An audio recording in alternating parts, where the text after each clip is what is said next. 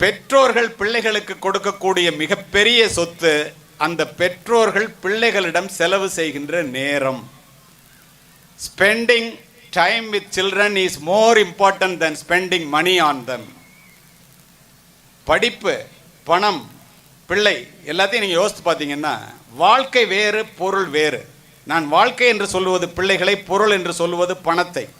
ஒரு மனிதன் பொருளை இழந்து வாழ்க்கையை தக்க வைத்துக் கொள்ளலாம்.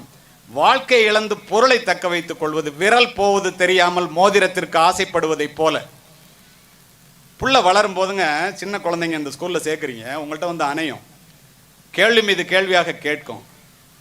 24 மணி நேரம் பணம் சம்பாதிக்கிறதுலே நேரத்தை செலவு செய்கிற அப்பா, 24 மணி நேரம் மெகா சீரியல் பார்ப்பதிலேயே நேரத்தை செலவு செய்கின்ற அம்மாக்கள், 24 மணி நேரம் மதிப்பெண்களின் பின்னாலேயே ஓடிக்கொண்டிருக்கின்ற ஆசிரியர்கள், நல்லது எது கெட்டது எதுங்கிறத புள்ள யார்கிட்ட சொல்லும்? 3 நேரங்கள் உளவியல் கூற்றுப்படி முக்கியமானது. புள்ள பள்ளிக்கூடத்துக்கு போகும்போது, பள்ளிக்கூடத்துலேருந்து வரும்போது, ராத்திரி தூங்க வைக்கும்போது, காலையில் எழுப்பும்போது முக்கியமான நேரங்கள்னு சொல்கிறோம். தூங்க வைக்கும்போது நல்ல கதைகளை சொல்லி, வாழ்க்கையில் நம்பிக்கை ஊட்டும் கதைகளை சொல்லி தூங்க வைங்கிறோம்.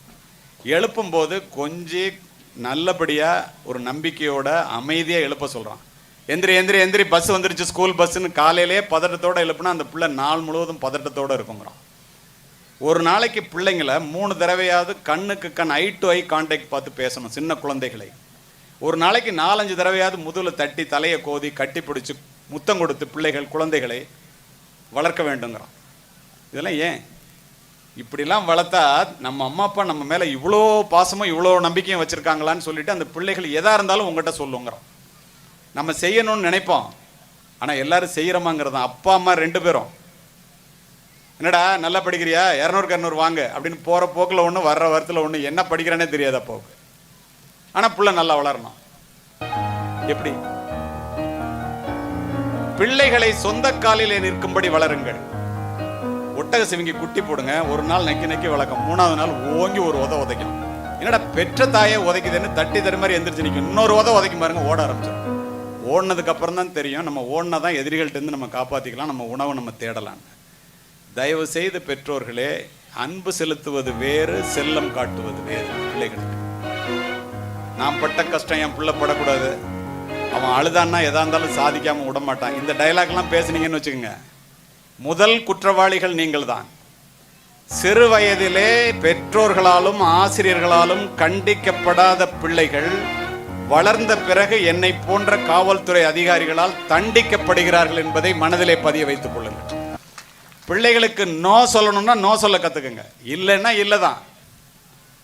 தயவு செய்து பெற்றோர்களே, பெருமவற்றுள் யாம் அறிவதில்லை, அறிவார்ந்த மக்கட்பேறு அல்ல பிறங்கிறான். உன்கிட்ட இருக்கிற சொத்துலேயே பெரிய சொத்து எதிரானா பிள்ளை தான், வேற எதுவும் இல்லை. தயவு செய்து அந்த பிள்ளைகளிடம் அதிக நேரத்தை செலவு செய்ய கற்றுக்கொள்ளுங்கள். எல்லா சொத்தை விட பெரிய சொத்து அதுதான். பிள்ளைகளுக்கு ஆசைக்கு வாழாமல் தேவைக்கு வாழ கற்றுக் கொடுங்க. பிள்ளைகளுக்கு அதிகமாக சொத்து சேர்த்து வைத்து விட்டு போகின்ற பெற்றோர்களை விட பிள்ளைகளுக்கு சிக்கனமாக வாழ கற்றுக் கொடுத்து விட்டு போகின்ற பெற்றோர்கள் மேன்மையானவர்கள் என்பதை நான் காவல்துறை அதிகாரியாக பலமுறை கண்டிருக்கின்றேன்.